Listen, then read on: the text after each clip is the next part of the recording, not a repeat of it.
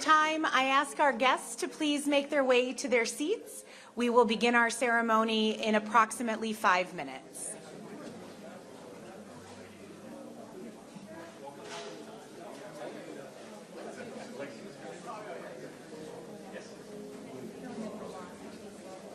Excellent. Nice to meet you. Nice to see you. Thank you.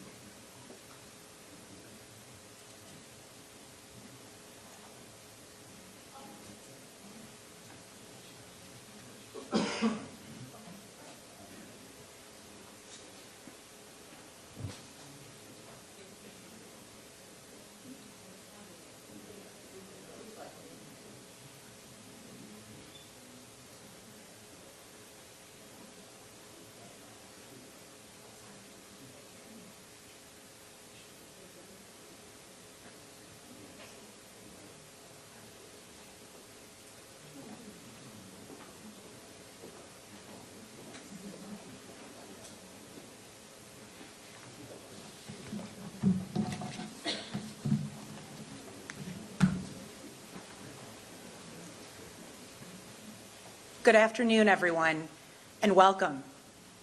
It is a pleasure to be here with you all to commemorate the completion of Monarch Hall, U.S. Customs and Border Protection's newest advanced training center facility.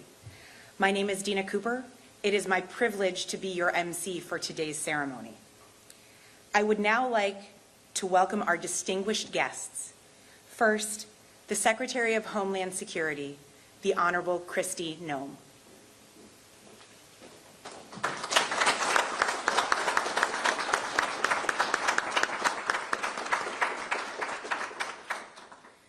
Commissioner, U.S. Customs and Border Protection, Rodney Scott.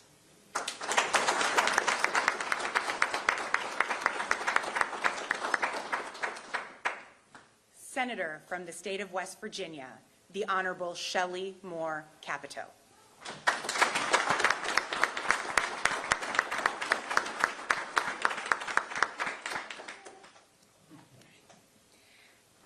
U.S. Representative of West Virginia's 2nd Congressional District, the Honorable Riley Moore.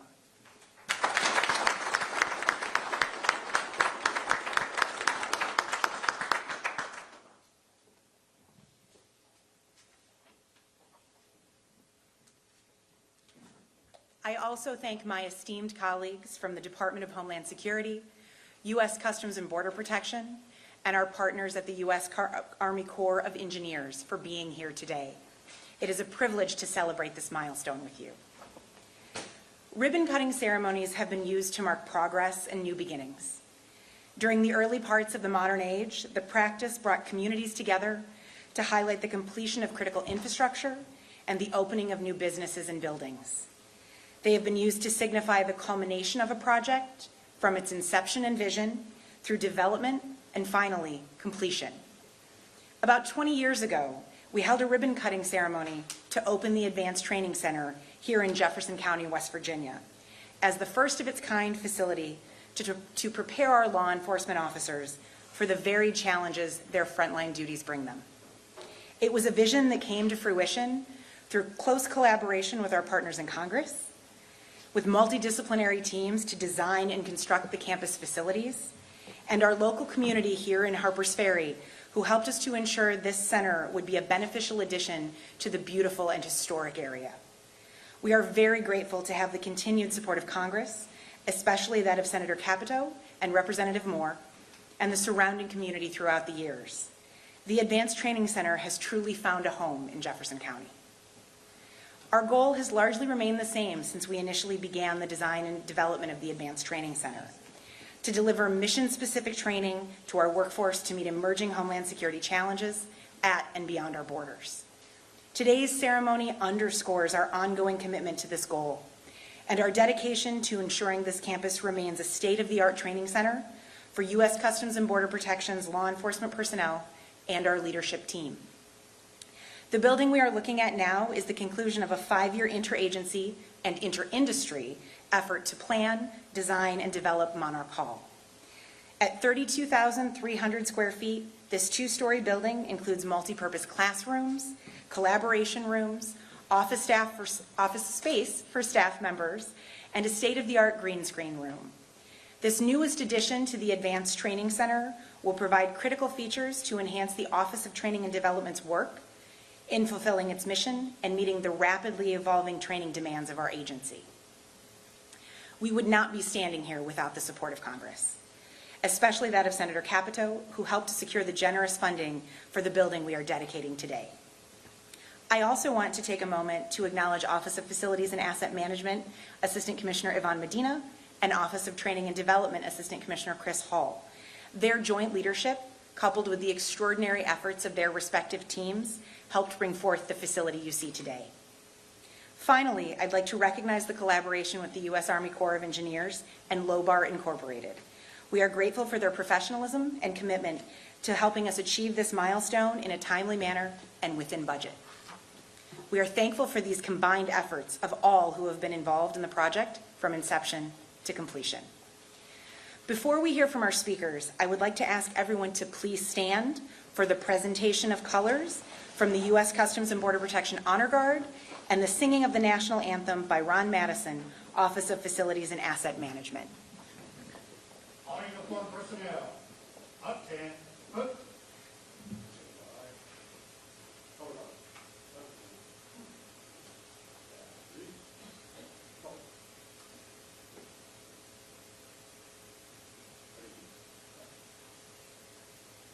Uniformed personnel, present, home, ready.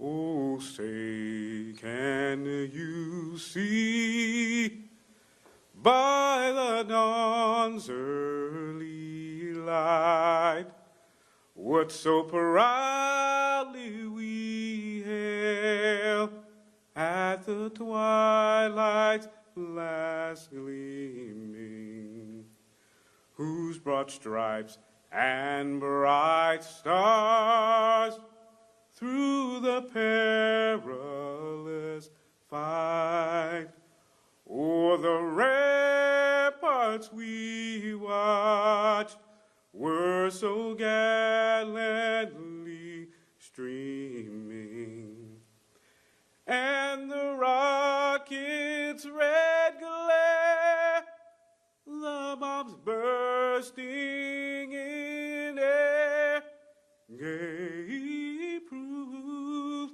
through the night that our flag was still there. Oh, say does that star-spangled banner yet wave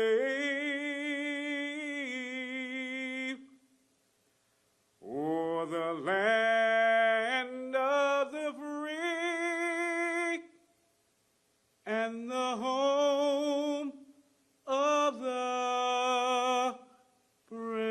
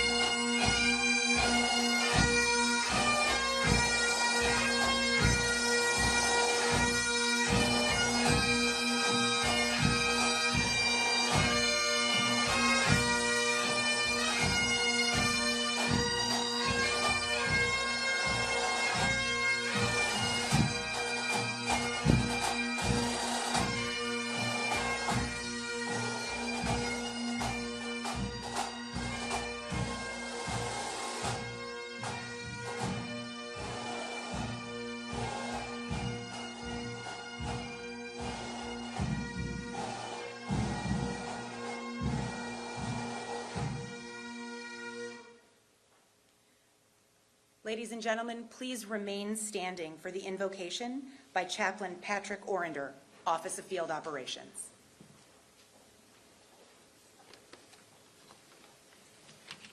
Heavenly Father, source of wisdom, strength, we gather here with this grateful heart to dedicate Monarch Hall. Thank you for this vision and commitment that brought this center to life.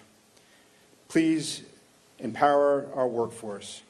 We are especially grateful for the steadfast support of the senior leaders of U.S. Customs and Border Protection. The dedication, guidance, and investment have made this milestone possible to continue to shape the future of our mission. Bless all who will teach, work, and learn here.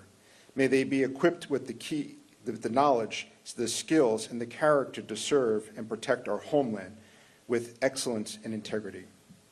We ask that you bring the blessing upon West Virginia and the surrounding communities, faithful neighbors who support and strengthen our mission. Guide our leaders, Secretary Noem, Commissioner Scott, Senator Capito, and Representative Moore, and all present today. Grant them unity, wisdom, and resolve in their service. May this hall stand as a beacon of purpose, inspiring dedication to our safeguarding of our nation. Amen. Thank you, Chaplain Orender. Ladies and gentlemen, you may take your seats.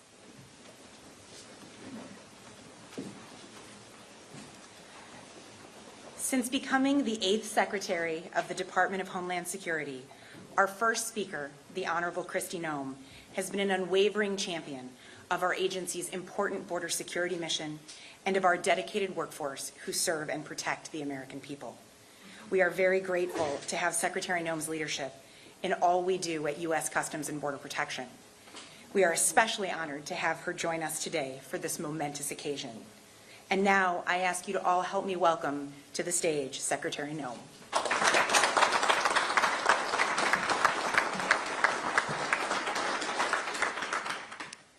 Well, thank you. Good afternoon. I believe it's afternoon now, but it's so wonderful to see all of you and to be here for such a celebration as this. This is really a monumental event, and not just for CBP, but also for Harpers Ferry, but also for our country.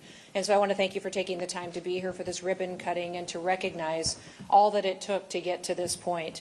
I do want to give a special thank you out to our Assistant Commissioner Cooper for having me here, for the invitation and for the hospitality as well. This is going to be my first opportunity to take a tour of Monarch Hall, and I'm looking forward to seeing what the center can bring in advanced training and technologies to each and every single one of the people that joined to serve the public and the people of the United States. I also want to thank Senator Moore Capito. I call her Shelley, because she's been a friend of mine for many years. And I want you all to know that I believe she's going to go down in history as one of the most effective senators that this country has ever seen. She has been so incredibly powerful in her advocacy for things that truly do matter. Would you please give her a round of applause?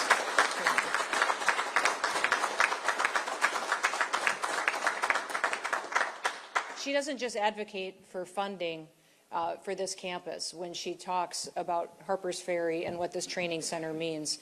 For years now, she has championed bringing the dollars that are necessary here to get this hall built. In fact, I think her alone, in her role on the Appropriations Committee, but also in the Senate and to members of Congress, have secured over $32 million to complete this hall. But when she does that, she tells the story.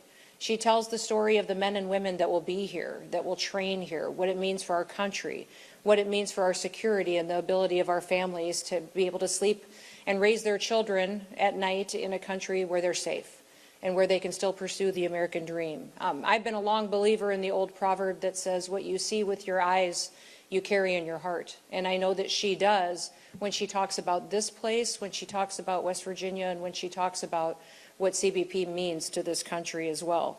And also I want to thank Congressman Moore. I don't know of anybody else who got elected and hit the ground running harder and faster than he did. He works tirelessly not only for his congressional district, but also to make the House of Representatives a much more effective body. At days it can be challenging, I'm certain, which I'm grateful you're close enough to home. You can come home and detox once in a while.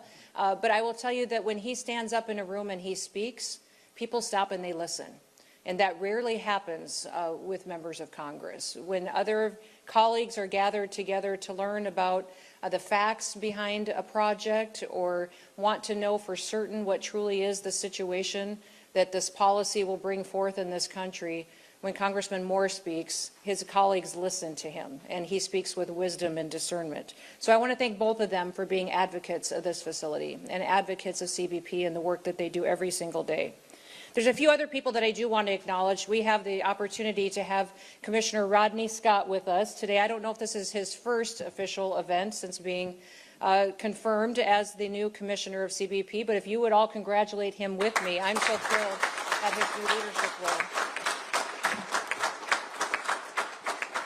It is not necessarily all that fun to go through a Senate confirmation hearing, but he did it, and he did it with grace. And I want you all to know that when I look at leadership here in this component, in this department, under the Department of Homeland Security, I turn to Rodney for leadership, and I turn to him to mentor other agencies. He is often someone who can speak with wisdom to somebody else that may not even be in CBP, may be in a completely different department, such as USCIS or ICE or in FLETC, and he can give them wisdom and advice that helps them be more effective in the jobs that they have. So I am very grateful to have him willing to come back out of retirement, kind of, and hit the ground running and be ready to lead. But we do have somebody that is retiring, and that has been the acting commissioner, Pete Flores, and I do want to acknowledge him. I have never met someone who has served with such a steadfast consistency and care for the post at which he is responsible for than Pete. I haven't known him that long. I first met him when I was nominated for this position, but have gotten to spend hundreds of hours with him. And no matter what I said or did or decided, he looked at me and said, "Yes, ma'am, and this information might be helpful to you," and educated me and helped us make the best decision for our country. I've appreciated him more than probably he'll ever know. But if you do get the chance to spend some time with him, let him know how highly I think of him. We are grateful for his leadership. Also, thank you to Acting Deputy Executive Assistant Commissioner Cheryl Davies and Assistant Commissioner for Training and Development, Christopher Hall, and they have been absolutely fantastic for what they have done to lead our team and to commit to overtime. We all know that the last several years have been challenging, and with a change in administration comes many changes. But with those changes also comes a lot more work and a lot more time and dedication to get people back to securing the border to what President Trump has promised the American people, and back to doing the jobs that they needed to do in order to ensure we did that very quickly. They have put in overtime, and that has been absolutely fantastic to see their commitment. I also want to say thank you to the Advanced Training Center and Interim Director, Christopher Line, who has been amazing for the dedication of running the day-to-day operations of this center and the expansion which continues to grow, and more people which will be inspired to come and to learn here and to serve here and to train here. I have long believed that when you invest in things, you show that you truly do care about them. For years and years, I was a children's pastor at our church. And when I first became our children's pastor, I also was farming and ranching and doing other businesses. But I remember having a conversation with our pastor one day saying it's really hard for me to hear people say that children are a priority when we don't put any dollars into the program. Where you invest your dollars is truly where your future is. And I believe that with this investment, now our church did, and he did, and it was fantastic. But what I would say is that when you see people invest and build, they're saying that they're investing in the people that will train here. And we face new challenges every single day in this country, new challenges that our agents and our individuals will have to be prepared for. And I believe that they will be prepared for them because of what we're doing here to make sure that we're resourcing and equipping them the way that we should. We have a critical mission, and I'm committed to making sure that we fulfill that mission and that we do it to the best of our abilities. Facilities like this provide the training that are necessary. I was raised by a dad that said consistently to me, "Kristi, we don't complain about things, we fix them." And that is what we are doing today. We see challenges ahead in this country, new threats emerging everywhere, but we don't complain about them. We fix them, and how do we fix them? We fix them with men and women who love the United States of America, and we have trained and resourced and equipped them to meet those challenges head on. Now, we do have a bill that's coming before Congress, I hope everybody will support, that will be a necessary resource for CBP. That bill doesn't just have dollars in it to build a wall, which it will. It'll have over $46 billion in it, not just to continue building infrastructure wall, but to give us the surveillance and technology that we need to truly secure the border and every border, not just our southern, but our northern, our maritime borders as well. It also will provide $4.1 billion so that we can hire 5,000 new CBP officers as well as 3,000 new CBP border agents. It also gives us $2.7 billion to CBP so that we can have the surveillance technologies that we need and another $1 billion for our vehicle fleet. It allows ICE to hire 10,000 new officers, which we cooperate every single day to secure our country. And it will also allow us to double our detention capabilities that may be necessary as we do our work. It also will address salary and bonuses, which I think is incredibly important. When you make sure that we take care of our people that work for us, we're taking care of their families. I don't know of anybody that can do their job with excellence if their family is in crisis at home. And that's the one thing that I want everyone who works with CBP to know, is that we've got your back, but we care about your family, and we care about your family's futures as well. One thing that I want to leave you all with today is to never lose sight of our priorities, of what our mission is. Our mission at the Department of Homeland Security is to secure the homeland with honesty, with integrity, and to do that in a way that best represents the United States of America. CBP has done that with excellence. They have done their job and overachieved anything to which I could have thought was possible in such a short period of time. This training center is going to allow us to do even more far into the future. So thank you for wrapping your arms around this facility and the people that will train here. Thank you to the chaplain for praying over this building, and the people that will train here, that God's hand and that this hedge of protection will be over them. And I'm so honored that you invited me to be with you today to celebrate this. This is a special day, and it's a special day not just for CBP, but for our country. May God continue to bless you, and may God continue to bless this great country, the United States of America. Thank you.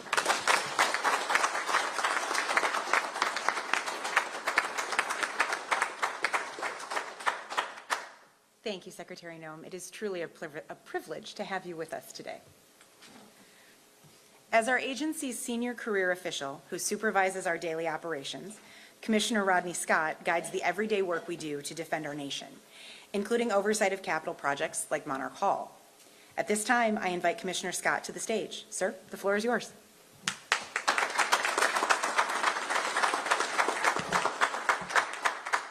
Good afternoon. I'm going to keep my remarks a little bit short, but I really do want to thank Secretary Noem for being here. Thank you for the support you've given us from day one and your investment, not just of time here, but time with the leadership teams.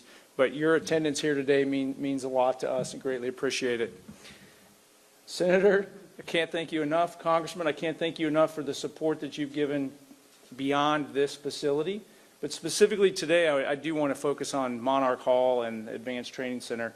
But I think it's important to understand that we would not exist without Senator Capito's support, not just financially through appropriations, but the conversations behind the scenes, learning about our organization. I'm in a unique position. This is my first event, by the way. I'm in a unique position coming up through the organization where I got to see the senator come out in the field when I was a sector chief, and she just wanted to learn. I want to thank you for that, because that is really getting to know what's behind the curtain is the important part. There was prepared remarks for me up here, and I'm probably going to blow them off. That's kind of the way I usually do things. Because as I was listening and I was walking around, even talking to some people coming in here, I want you to know how important this facility is.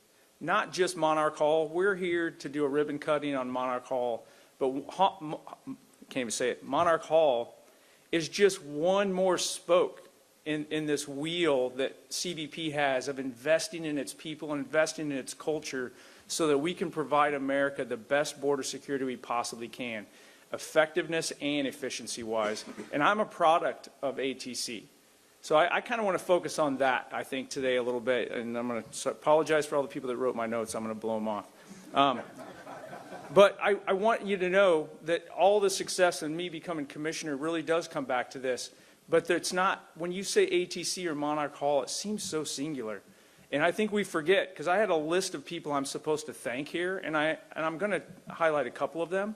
But for every name on this piece of paper in front of me, I've learned from being in this organization for years, there's countless people behind that individual that did the real work. As the commissioner, I'm going to get a lot of credit and a lot of criticism for a lot of things that other people do. But I'm proud to do that because I love this organization. I actually was willing to come back because a lot of what happened here at ATC. So let me give you a little behind the curtain. So for those of you that forgot, U.S. Customs and Border Protection was born out of the ashes of 9/11, and some agencies were shoved together that didn't necessarily want to be together at that point in time. Advanced training, not the academy, is what fixed that and made CBP an actual culture, a family, and an organization. And it was intentional decisions by leadership that came before me that said, hey, to be what America wants us to be, what America needs us to be, we need to be one. So basically, ATC was the place where CBP, where Legacy Border Patrol, Immigration, Customs, Ag, kind of got pushed together, and it was a safe space to have some tough conversations. Some fireside chats with some leadership that was outside of your chain of command and couldn't necessarily discipline you immediately. Freed up some opportunities. But I want to thank the leaders that came before us, and I really want to thank the leaders that are sitting here in front of you. I want to thank Chris. I want to thank facilities. I want to thank Army Corps of Engineers for the tactical piece of it. Council. I don't think there's anybody in CBP that hasn't benefited from and or invested in ATC. But it's not just about, giving our current leadership, a weekend away to like brainstorm. It literally has a direct impact on operations. So I'm going to highlight that for just a minute, and then I'll probably shut up. If you look at what this organization has done, and I don't mean to get political here, I just want you to think about this realistically. If you look at what this organization has done to secure the border since January 20th in a record amount of time, that had a lot to do with presidential policy and knowing you had top cover. But what it really had to do, like I talked about that cascading effect, right, was an organization that had literally been taught to not accept failure. And that's really what happened here at ATC. Different parts of the organization came together, but the culture in CBP, because of the investments we've made here, because of the investments you guys have made, because of your leadership, is an organization that while I was a policy advisor, while I was the chief of the Border Patrol, or now as commissioner, brings me a little synopsis of a problem that they discovered and the solution. And it's already moving forward. If I want to change it, I can, but it doesn't wait for other people to tell them what to do. Everybody in this organization has foundational principles of vigilance, service to their country, and integrity that we beat into them from day one. We beat into them here at ATC. And I think that just creates a culture that every American will be proud of. I'm very proud of what you guys do here. I just want to say thank you, and I'll close with that. Appreciate it.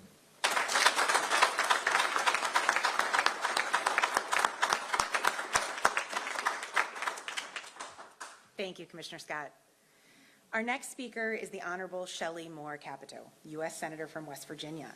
Senator Capito, a West Virginian through and through, has had a distinguished career of promoting excellence in West Virginia, be it through higher education or in the public sector.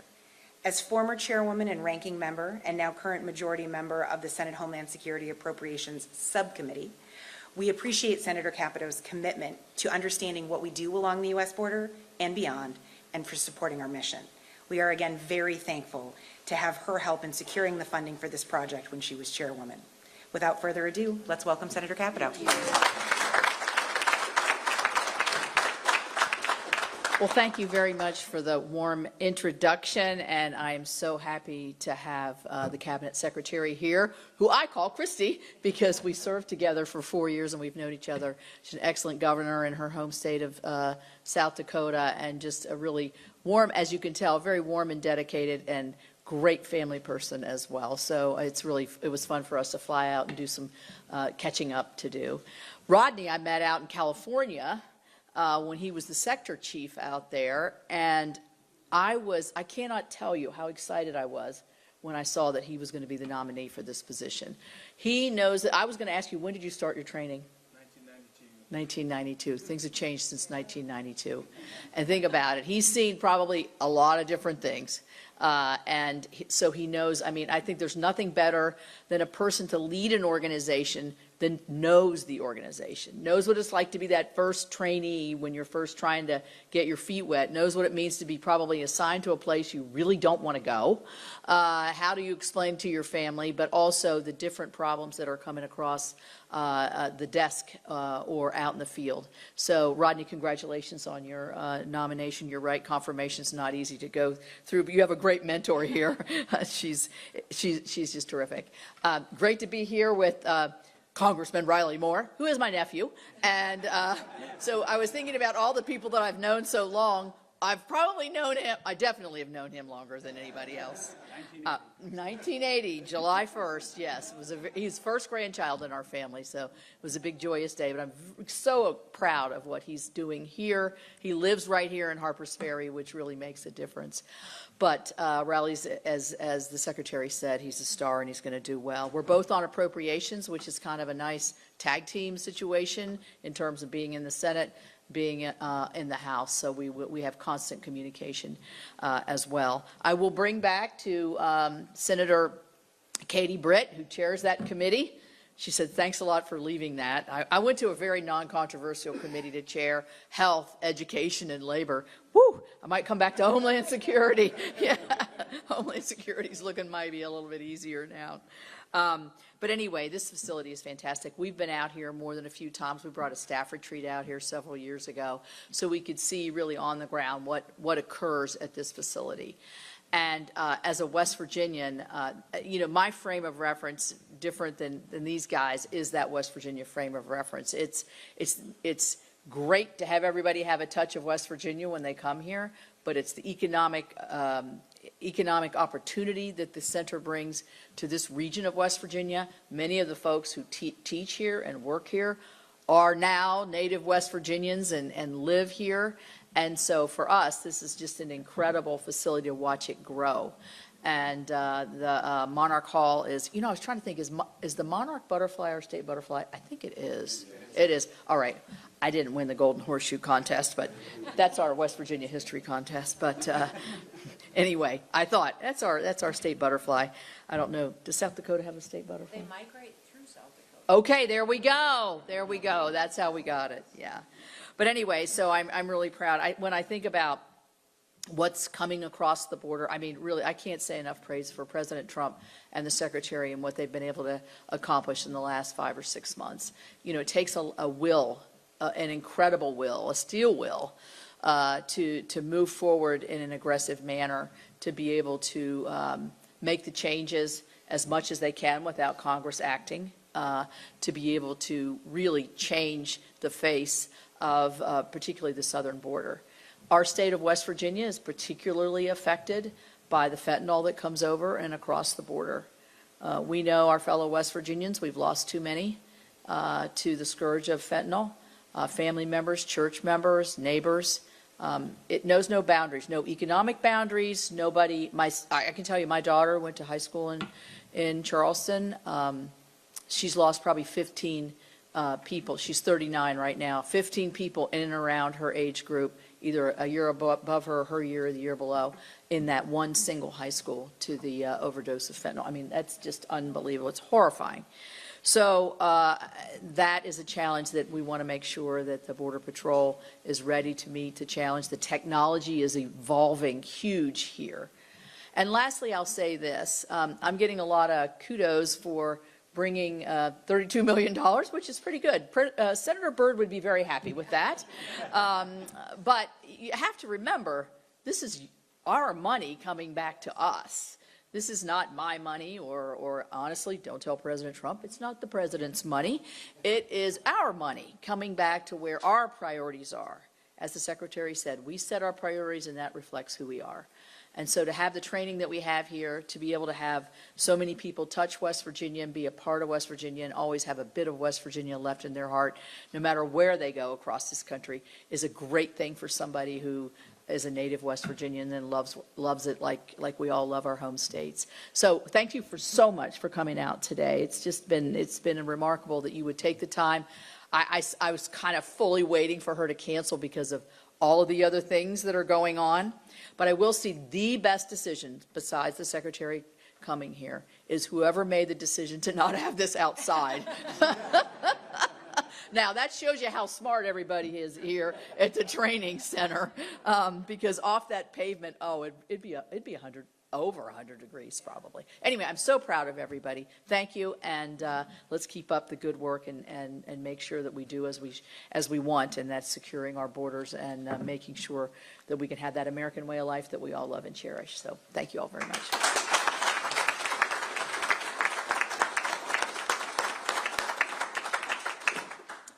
Thank you, Senator Capito. Our next guest is one of the newest members of Congress who represents West Virginia's 2nd Congressional District, the Honorable Riley Moore. So far during his tenure in the U.S. House of Representatives, Congressman Moore has worked tirelessly to further our nation's border security objectives.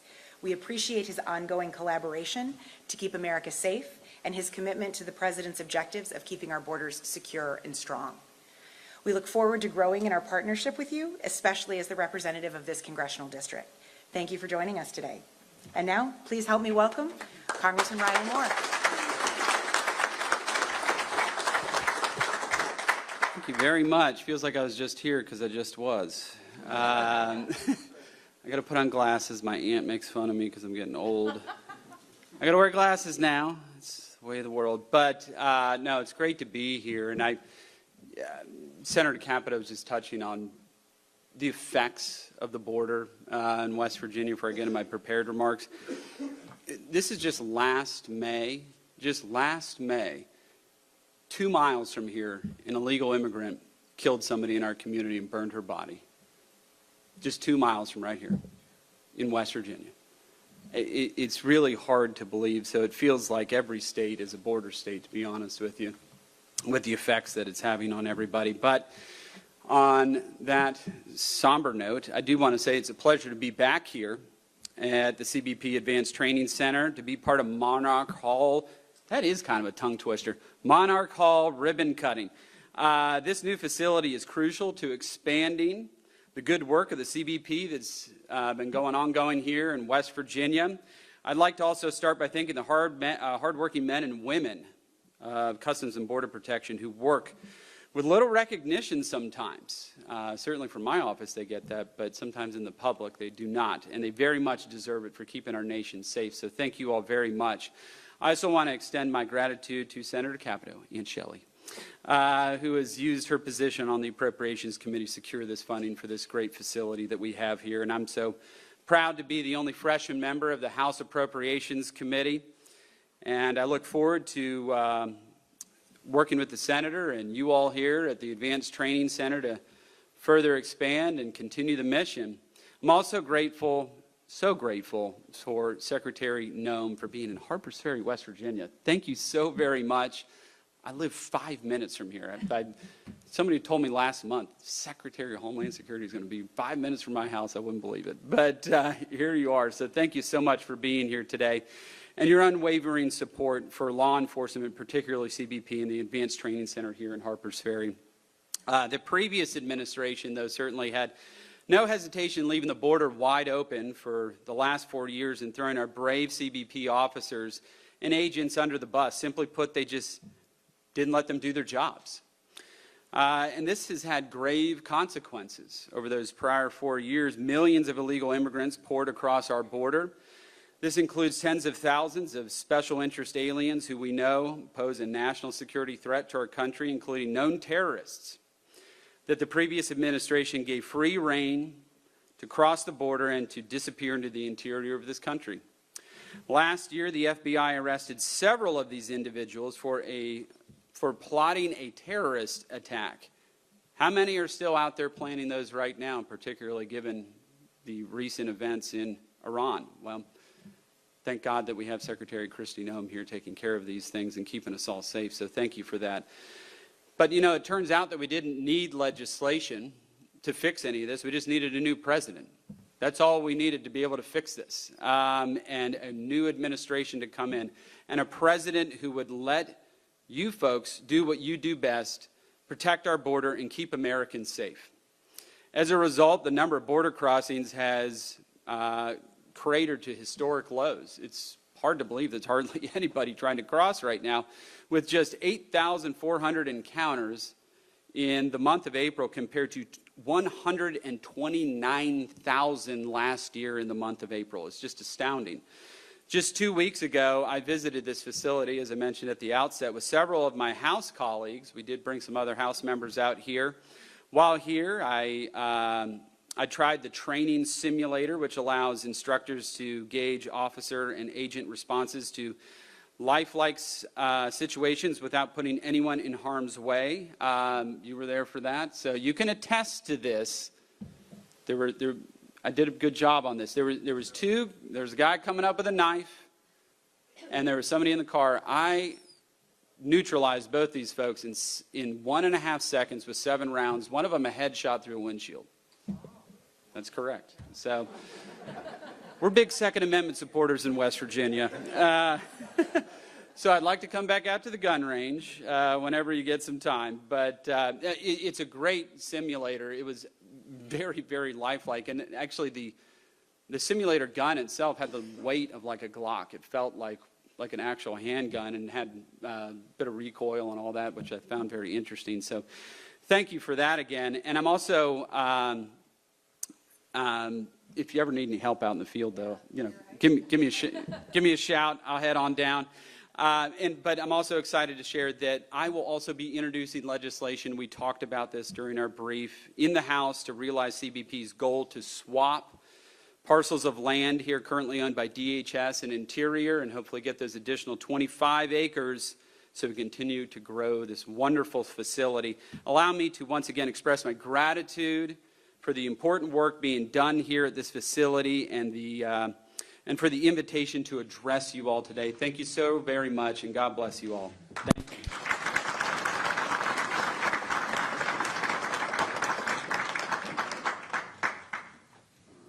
Thank you, Congressman Moore. And thank you to all of our distinguished guests for being with us today. I now ask Assistant Commissioner Yvonne Medina to come forward and present the ceremonial key to Assistant Commissioner Chris Hall.